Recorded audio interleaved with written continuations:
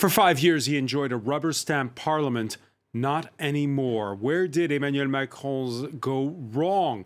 8 weeks after his re-election, French voters on Sunday sending their democracy into uncharted territory. There's no obvious path to a working majority in parliament. We'll do forensics and look ahead. Macron's centrist coalition still the biggest force at the National Assembly, but far short of the 289 seats needed to pass laws. We'll ask about the strong inroads of an opposition split between a left-wing coalition and a far right that succeeded beyond its wildest expectations. Why the 89 seats for Marine Le Pen's national rally? The record-breaking surge makes it the largest opposition party in parliament. Perks come with that title. For instance, will, as custom dictates, the far right be offered the powerful chair of Parliament's Finance Committee? More broadly, should this result be cheered as a reflection of the will of the people? Or are France's institutions headed for crisis? When General de Gaulle wrote the current constitution, he kind of clipped Parliament's wings by enabling the president to selectively override bills. Does that mean 5 years of pitched battles ahead? Coalition building? Or just plain gridlock? Ultimately, will France and its democracy come out stronger or weakened? Today in the France 24 debate, we're looking at an Emmanuel Macron who's re-elected and now rejected in those legislative elections. With us is Charles Rodwell, Member of Parliament-elect from the Agir party, part of Emmanuel Macron's Ensemble coalition. Thanks for joining us. Thanks to you. And congratulations on your win. Thank you very much. From London, Green Party candidate Charlotte Mainvielle for the Northern Europe constituency representing the French abroad, member of the new Popular Union. I suppose for you it's condolences since you finished second on the night. Thanks for joining us. Thank you. From the northern French seaside town of Le Crotoy, National Rally Municipal Councillor Patricia Chagnon. Welcome back to the show. Thanks for having me. Good evening, everyone. Annabelle Levers, professor of political philosophy at the French Political Science Institute, Sciences Po, and its research wing, Sevipov. Thanks for joining us as well. The France 24 debate, where you can join the conversation you have on Facebook and Twitter, hashtag F24debate. Oh, how the pollsters got it wrong. They predicted between, 20 and 55 seats for the far right. Comes out at 89. They predicted Macron's centrist coalition could get as many as 305 seats. Well, that's off by 60. Still, as Sophie Lamotte reports, his troops soldiering on the day after. For Macron and his supporters, yesterday's outcome is a bittersweet result. Lacking an absolute majority in the Assembly, the executive branch is already considering reaching out to new MPs for support. Nous travaillerons dès demain.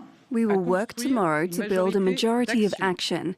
There is no alternative to this gathering in order to guarantee our country's stability and carry out the necessary reforms. But the government is in a conundrum. The country could slide into political paralysis unless it negotiates alliances with other parties. NUPES, coming in second position, might be less likely to compromise with Macron, as they chose deputies from the more radical France Unbowed and Europe Ecology parties. We have achieved the political objective that we set for ourselves in less than a month. To bring down a person who, with such arrogance, had twisted the whole country's arm and who was elected without us knowing what for. Macron could therefore turn to the Republicans for support, who have already hinted that negotiations will be tough. We campaign in opposition. We are in opposition, and we will remain in opposition. Things are very clear. It will be, as we have always done, a constructive opposition, but a real opposition to Republic on the move. Without a clear majority, Macron may have to compromise on some of his most controversial reform policies, raising the retirement age, tax cuts and welfare reforms for them to pass in Parliament. Charles Rodwell, first off, the result, how do you explain it? Well, we wanted a majority with Ensemble, and we do not have a majority tonight after the results of yesterday. But we can also look at the facts that we are today the most numerous group by far within the National Assembly. And we are the only group which is truly united after the elections of last night. We saw the left, the far left, and the far right already kind of being divided. And we are united and determined to get a majority of action. That means... What does a majority of action mean? We heard the Prime Minister use that phrase. What does that mean? Does that mean picking off individual MPs each time there's an important vote? Or what does that mean, a majority of action? A majority of action means that I believe that the first term was a success. And I do think that the French people thought the first term was a success because they re-elected President Macron, because we managed to reform and to get proper reforms within the French institutions and within the French economy and within the French social system for the good of the people. And our goal is to continue this action for further reform. And we believe that we have to reform the health system, continue our reforms on the education system, continue our reforms on our economy. But clearly the voters have sent you a message saying, particularly when it comes to pension reform and the likes, that they don't want to raise the retirement age, that they don't like the policies. Otherwise, you would have had that outright majority. I do think that the results of yesterday were very interesting because they have pushed the logic that we saw during the presidential election to its best. During the presidential election, we saw that the French political institutions went from 2 parties to 3 poles, to 3 parties, with 3 very clear social, economic and political projects for the 15 or 20 years to come. One which was presented by the far left, one which was presented by the far right, and one which was presented by the president and its majority. And today we are determined to look for a majority of action with other groups, with groups from the centre-right or from the centre-left, who are not structural parties anymore in the French institutions today, to continue our reforms for the best. Before I turn to at this point, our guests offset, let me just ask you, Annabelle Lever, again, looking over the numbers, does that seem possible? Yes, but can I just say, I'm not really clear why the Front National doesn't count as a united party. I mean, it seemed to me that in a way they are the strongest natural group left because they're not a coalition of anything and they're pretty numerous. So I'm sort of puzzled by what you said. I guess it is really hard to see how things are going to go. I mean, he's going to have to try and persuade the Republicans and maybe for different issues lean towards the Front National and on others lean towards the NUPs. All right, let's just get for just a second here into the weeds. First crack in the left's alliance came this Monday. Jean-Luc Mélenchon, after that strong showing by the National Rally, issuing a call for a single parliamentary group under the banner of that NUP, or the New Popular Union. It's now been rejected by the Socialist, Greens and the Communists. Instead, his unbowed France will have to go it alone. And as you can see, that's the breakdown of what that left-wing coalition, what you're seeing on the screen, what that left-wing coalition looks like if you look inside of it. And Mélenchon's party has 75 seats, but as you can see, it's got partners, and they're each going to form their own parliamentary bloc in the next parliament. So, Charlotte Mainvielle, first off, why go with separate voting blocks and not a single one? Well, I think we need to discuss this, and I think our alliance, its strength is that we definitely have common ground in terms of environmental issues, social justice issues. There's a lot that brings us together, but this alliance doesn't necessarily erase also our identities and our political parties. But I think in the same way that we came together to be able to form this alliance, we really need to think about how we can regroup and think about the best way to be together and to be united within this parliament, because actually the biggest opposition is definitely us. The biggest opposition is our alliance of the left. So we need to ensure that the will of the people is respected and that the government has to take into consideration the strong number of members of parliament that we have. So we'll need to discuss this and find the best way to go around it and make sure that we preserve our identity as well as work well together. So there needs to be more discussions around it. Citizens a little bit confused because this was not part of the platform that this idea of having a single bloc. It wasn't part of the platform that the Greens and the Socialists and the Communists signed on to. And yet Jean-Luc Mélenchon was espousing this Monday. Did he make a mistake, Mélenchon?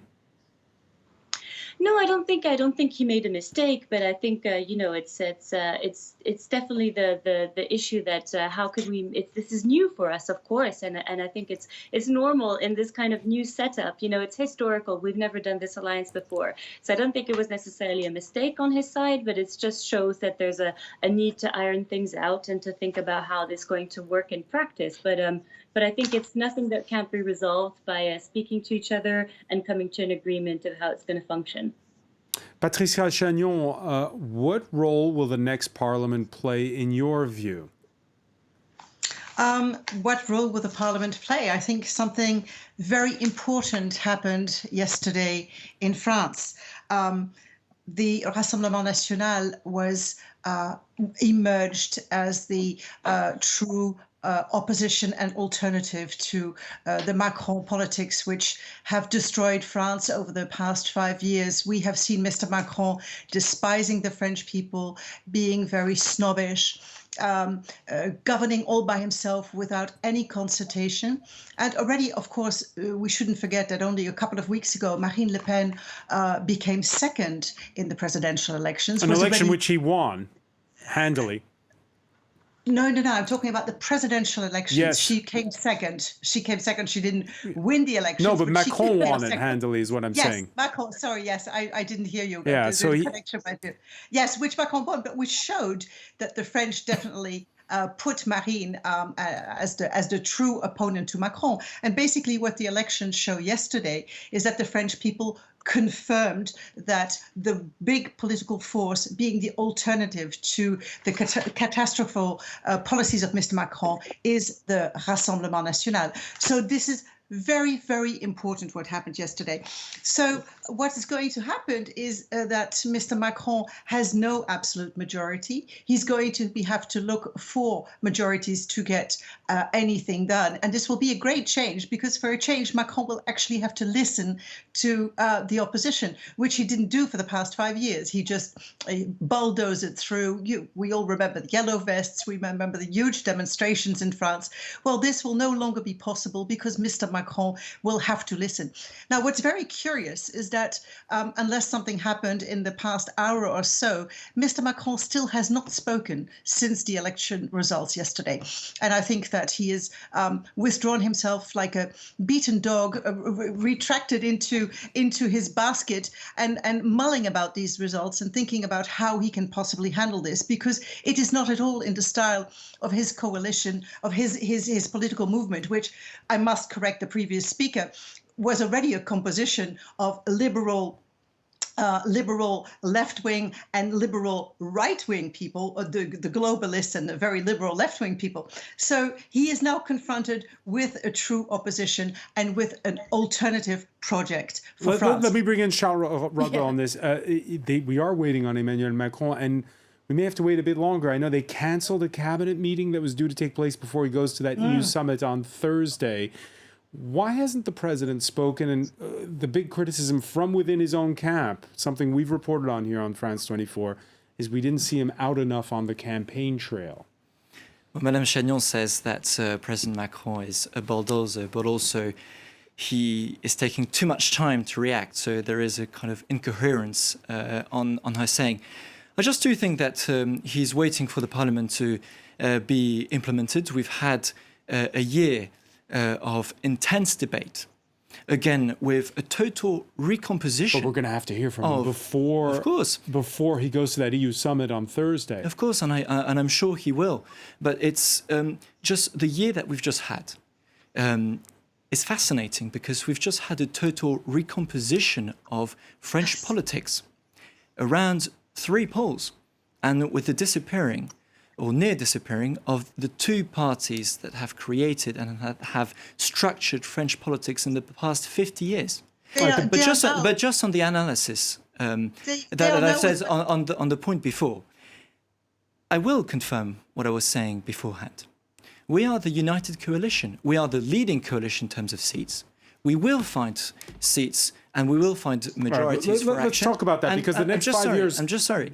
And we have two other coalitions which are already divided. When you look at the left... When you look at the left, I mean, I do think, just an alliance to get and to negotiate constituencies, because today they have confirmed that they will not be in the same group for the term to come.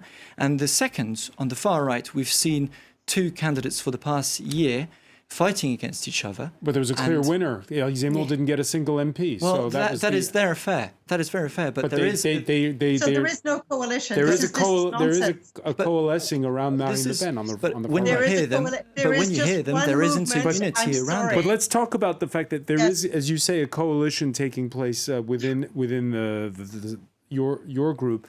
5 years in Parliament can be a long time. Yeah. And just to explain to our viewers, for the first time ever, France has a term-limited president. That's thanks to a constitutional reform in the year 2000. Emmanuel Macron's coalition on 245 seats. But again, this is the breakdown for the center of France's political landscape within that parliament. The liberal centrists Modem party has 48 of those seats, and another 28 for the new Horizon party of Macron's first Prime Minister, Edouard Philippe. Philippe, who, by the way, has presidential ambitions of his own. So those 245, will they stay together as this legislature continues? Of course, if we go to 5 years with the current new batch that's incoming. I don't know. I think it's very difficult because everyone knows the end's coming, and so they're going to be jockeying for position. And this is totally unprecedented in France, to have a president who can't run again. Yes. I mean, as far as I know... Success. Because it means he is the first president to have been re-elected. Yes, but I think now, poor thing, he's in a very difficult position because he would already be, I think, in quite a difficult position, even with the majority, because he is coming to an end. I mean, everyone is waiting for the end of his term and they're going to be jockeying for position. So he's already a lame duck president? I don't know. I mean, there's still so much room for manoeuvre. 5 years is a long time. There are a lot of shared interests, I think, in the environment and the cost of living. You don't think you've got any interest in the environment and the cost of living? I thought that at least Marine Le Pen has said she's very concerned about the cost of living, apparently.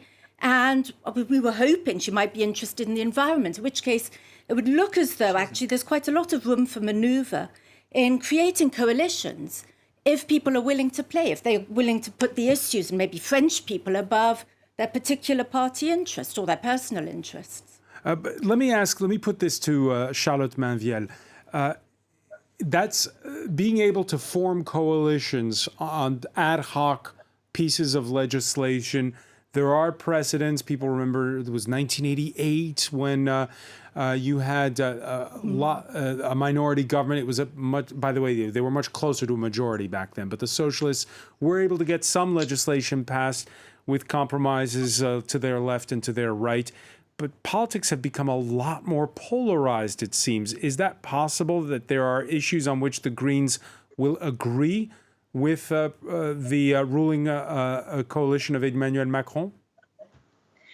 Well, I mean, you know, as you say, it's not something we've been used to in France, but there's several other countries in Europe that are doing coalitions in an efficient way. Of course, Germany, but even looking at how the SNP in Scotland is in a coalition with the Green Party, and the Green Party is having a lot of weight there.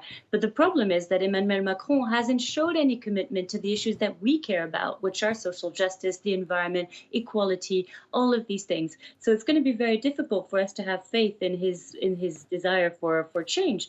But you know, of course, if there are some issues where if he's going to say, okay, we're going to invest massively in renewable energies, we're going to insulate homes, we're going to, you know, provide 1 billion euros to protect women from sexual violence, then of course, you know, we'll be on board with that. But we're waiting to see if he's actually going to do anything that goes in that sense. And you know, from what we've seen at the moment, he's in his past term, he really has had policies that have been very much more to the right. All of his ministers have shown a trajectory that has been much more to the right. So it seems very unlikely at the moment, but of course we are wise, and we're parties that are definitely open to dialogue. And if there are laws that go in the sense of supporting French people, of supporting an environmental transition, then of course we will look to align with that. But we're waiting to see, because we have been Charlotte, super disappointed. Yes, can I react please to this, because I hear a lot of speaking. I would like to react to that. Is that possible? When it comes to proportional elections, I would like to add that the Rassemblement National has been asking for proportional elections for many years. The previous mandate, when Marine Le Pen in 2017 obtained 32% of the votes, only gave us 7 members of parliament out of the 577 in the National Assembly, which of course is absurd. So Mr. Macron actually promised in 2017, while he was campaigning for that election, that he would introduce proportional elections. Yeah, we're going to get back to Patricia Chagnot. We're going to get back to that point, but I just want to finish what we were talking about with Charlotte Manthiel, which was this issue of whether or not you can, whether or not on certain pieces of legislation, parties from the opposition will vote together. I'm going to put this to Charlotte. Charlotte, we have a general policy speech by Emmanuel Macron's prime minister slated for July the 5th. The new Popular Union coalition, the NUPS, has reportedly said it's going to table a motion of no confidence. Do you think that is a wise idea, even before coming out of the starting blocks, already to table a motion of no confidence against Prime Minister Borne? Well, I think, first of all, Prime Minister Borne was, the figurehead for these elections and this parliamentary election. And what has happened? They've actually not been able to secure a majority in Parliament. So, of course, that doesn't show great confidence in the ability to govern the country. And also, in the few weeks that we've seen where she's been Prime Minister, the amount of failures that there have been in terms of the way she's behaved herself, in terms of, the way she spoke to a disabled person, telling her she should just go back to work, how the Interior Minister has we've seen a lot of misuse of violence by the police forces while he's been in charge. We've also seen a minister, Damien Abad, being accused of rape by 2 women, 2 more coming forward now. So, of course, we don't have much confidence in the current government in what we've seen so far. So I think that's justified. And there is going to be, in any case, a cabinet reshuffle, because some of those ministers losing their jobs, and they have some have already tendered their resignation. Charles Rodwell, should Elisabeth Borne step aside? Just 2 things. First of all, we've been hearing about talking with Macron, discussions, and opening the debate. And second, we've talked about, Madame Chagnot was mentioning institutions. Just after the presidential election, the president offered all political parties and political movements to have a grand debate on the state of our institutions, which has never been done for the past decade. So proportional representation might be something that comes up as well. The opposition parties refused the debate. Right. So this is who is responsible? First, second point. Elisabeth Borne, I'm proud that she is the leader of our group and that she's our prime minister, because in the first term, she led the apprenticeship reform, which has brought back hundreds of thousands of young people back to work. She barely got elected against an unknown candidate in Normandy. She got through the unemployment scheme reform, which is one of the leading reforms of the previous term. And to have her as a prime minister, who is going, for instance, to lead the professional lycée, le lycée professionnel reform in the next few months, is a leading reform of her term. So I will obviously, and I hope that she will, and we do everything that we can for her, that she will get Polling the majority. partners Ipsos asked French citizens what kind of policies they wanted over the next 5 years. More to the left, same as now, said 37% said more to the left. Same as now, slightly less. So nearly 2/3 of those surveys wanted a tilt towards the left, and yet a political system that's got 577 separate two-round races has it that, as you see, they're only a quarter of those voters want policies to go more to the right, and yet there is one way to lift all this uncertainty, and that would be if Emmanuel Macron made a coalition with the conservative Les Républicains party. Is that where he's going to go? But again, what is very interesting with that poll Is is there that any we room can to- see again that our French political system is polarized with 3 polls today. Right. And that the But do you three have a mandate relevant- to do a deal with the conservatives, to go further to the right? We will work with all the people that want to work with us for this majority of action. You have MPs on the centre-left, you've got MPs on the centre-right, who I'm sure will be willing to work with us for this majority of action around Elisabeth Borne.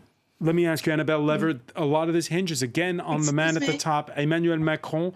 He is, again, been accused of being absent during the campaign, both for the presidential and the legislative elections. Not people want to see him on the campaign trail. They didn't see him. Is he someone who can compromise, who can make deals? Well, I don't know how much he can compromise. I mean, he's very clever, so presumably if he knows he has to compromise, he will. I think what was striking is that someone who'd done such an amazing campaign the first time and is, potentially such a great campaigner, really didn't seem to be so engaged this time. But can I just say one thing about the Républicains? It seems to me that from their point of view, they have to be very careful, and I think they're right not to want to join En Marche because they risk being gobbled up by En Marche on the one hand, or potentially, if they go the other way, by the Rassemblement on the other. So I take it that they're going to play hardball and try and maintain their independence. They have no reason to try and compromise. This, again, is uncharted territory for France since 1958, and General de Gaulle made that constitution the way it is. And you break it down, in any case, today by party and not by coalition. Again, the leader of the opposition today is Marine Le Pen's National Rally. It's a stunning breakthrough for a far-right formation, which only once before managed to garner just 35 seats. That was back in the 1980s. Sophie Lamotte has more. Celebrations in the National Rally headquarters as results come in on Sunday evening. An unexpected and historic score for the party. My feeling? It's obvious. I'm happy. With 89 members of parliament, the National Rally multiplies by 10 times its presence in the National Assembly. After disappointing results in the municipal and regional elections in the last 2 years, the National Rally is now the 3rd largest party in the lower house. Marine Le Pen lands a comfortable win with 61% of the votes in her district against the leftist alliance NUPES. The French people have severely punished a government whose decisions made them suffer a lot in the past 5 years. And it sends a signal to Emmanuel Macron. And a close call for the party that could have declared bankruptcy if the votes didn't add up. Each vote represents €1.50. In total, the party will receive €3.2 million for its 89 elected members of parliament, and €7 million for each vote casted in their favour. A total of €10 million a year for the next 5 years. A welcome source of income for a party that's €24 million in debt.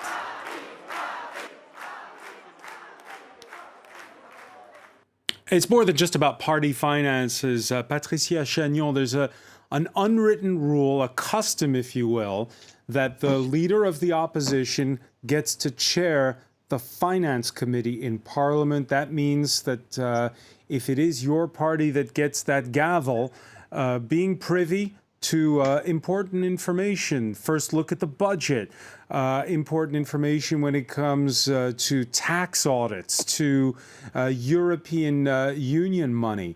Can you tell us why you think the National Rally should have the chair of Parliament's Finance Committee? I first of all would just like to come back on the right-left wing issue that was discussed before, because I was interrupted when I was talking, and I will answer your question shortly. But when you say that 37% of people want policies to go more left, I think you're making a fundamental mistake, and so are polling institutes are making a fundamental mistake in asking these types of questions, because we have seen over the past elections that the spread in left-wing and right-wing parties has completely vanished. It has concentrated now to an extreme center party, which is Mr. Macron's party, which is an agglomeration of people originally socialists or liberals. And we have seen then, yes, the extreme left wing emerge, and of course the Rassemblement National, which is a sovereignist, anti-globalist party. So let's not talk about left wing, because I could give you examples of Marine Le Pen's program, which is definitely by liberals would be considered very left wing, like the retirement age at 60. And we have a very strong environmental program. So in her speech, by the way, Sunday night, she said that one of the first bills she would introduce would be one against Islamism. So is it identity politics still that is the special brand of the National Rally? I think that if you followed the campaign of Marine Le Pen for the presidential elections, and also this campaign, we, since September, have campaigned on purchasing power, on the importance of protecting the French people from the disastrous effects of globalization and the disastrous effects of Mr. Macron's European policies, which has led to mass unemployment in France and to a massive attack on their spending power. Now, with the rising energy prices, with the inflation that is facing France, we have a very serious problem. So the first and most important preoccupation that Marine Le Pen has, and that our members in the National Assembly will have, is to protect the French people from the absurd policies that Mr. Macron has led over the past couple of years, which have totally drained French finances and really cut into the spending power of the French middle classes. That is totally unacceptable. The French wealthy people have the 5% wealthiest have increased their fortunes tremendously. It's just embarrassing to read that. Right. And the middle class and lower class have tremendously suffered. We must stop that. Charles, let me ask you the question. Yes, let me now answer your question about the Commission of Finance. I'm quite surprised by the analysis. Time is short. We got to go around the table. I didn't speak a lot, I think. No, you haven't. I'm quite surprised by the. I'm quite surprised by the analysis, but what we're seeing with... Well, one at a time. We'll come back to you, Patricia Chagnon, I promise. Okay. Charles Rodwell, Well, you pointed out the right thing. I mean, Marine Le Pen has hidden her true values behind purchasing power, and now that the election is finished, she get the gavel? She's back on identity issues. Should she get should her party get the gavel of the Finance Committee at the Parliament? Well, the whole every party is asking for that position. It's the custom. Fair is fair. They are the largest opposition party. Just to bounce back, sorry. What she mentioned on middle classes, when you've got a government in the middle of the crisis, which invests millions of euros, billions of euros on saving the French economy, on investing on our small businesses, on investing on our restaurants, on our small trades, on our small businesses to save the employment. And with that money, which was invested not in a few weeks, but in a few days, at the heart of the COVID crisis, unemployment has gone down even with the COVID crisis in France. Taxes have gone down, especially on the middle and on the middle class. Again, I ask, and I'm quite surprised by such an analysis coming from a party which has Charles spoken. Rodwell, I ask the question again: should the National Rally get the gavel for the Finance Committee in Parliament? Well, every party within the National Assembly today has a different opinion on this. The Front National is asking. What is your opinion? My opinion is that no, I do not think so. And why is that? Because today, we don't know which party is the biggest opposition party within Parliament. The National Rally says it's them. The left wing says it's them. We don't know. We don't know yet. But they've decided to have separate parliamentary blocks. So the one biggest... Some of them have said this. Others don't. We don't know yet because it's mayhem. Patricia Chagnon? Yes, I mean, I understand. I understand the great embarrassment of Charles Rodwell very well. Yes, his party just took a huge electoral beating. It was a huge defeat for Mr. Macron. Nobody expected Mr. Macron to come out of these legislative elections with a minority situation in the National Assembly. There are 4 times more MPs on our side than yours. Please have the courtesy to let me finish. It would be very nice. And we are now faced with a group at the Assembly which has not seen their leader Macron since the elections, so they have no guidance. And of course, the National Assembly, of course, Marine Le Pen should be heading the Finance Committee. And if Mr. Macron and his parliamentaries respect the traditions of the French in French politics, they should do so. We will see how much respect they have for that. They haven't had very much respect for any opposition or discussing things in society. They have pushed through legislation in their first mandate. So let's be optimistic and let's hope that they respect the traditions, electoral traditions in France. But there can be absolutely no doubt, Mr. Rodwell, as sadly as it may seem to you, that the biggest single party in the Assembly, in the National Assembly in Paris today, is the Rassemblement National. Many people disagree with you. Charlotte, 89 deputies. So Charlotte Manviel, your party, the Greens, opting to go with its own parliamentary group. That makes the National Rally, it's fact, the largest party in Parliament. Do they get the gavel in the Finance Committee in Parliament? No, they don't. Of course they don't. We are the biggest opposition. Our alliance is the There you biggest go. opposition. There you And so go. we really can't forget that actually, Emmanuel Macron got elected thanks to the votes of the left, really, and now we're having the biggest number of MPs as an opposition, and we're the strongest. But you're 4 different parliamentary groups. Yes, of course, but I don't think that means that we shouldn't be entitled to have that, because we're the ones that are weighing the most in Parliament. And it's like having your cake and eating it. Let me just come back to what has been said earlier about the National Rally now their policies are so much to the left. We have to stop with that discourse immediately, because actually, who wants national preference for French people? Who wants for there be no longer any really freedom of religion for people who are Muslims in our country? That's the rhetoric of the far right. That's the one that we need to counter. So we need to be able to do whatever we can as an alliance, as NUPES, to ensure that we are the ones that are weighing in Parliament. And again, your guest Charles was saying, we've done everything that we could during the COVID crisis.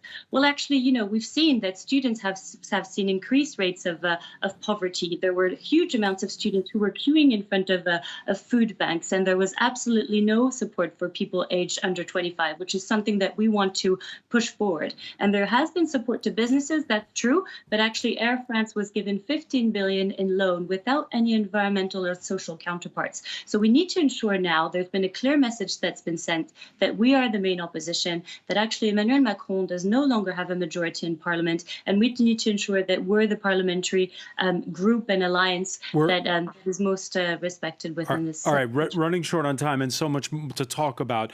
Annabelle Lever, we talking about young people there. We could talk about the fact that they didn't show up to vote in droves. I mean, they were the biggest ones when it comes to abstention, which was near the record of 2017 on Sunday.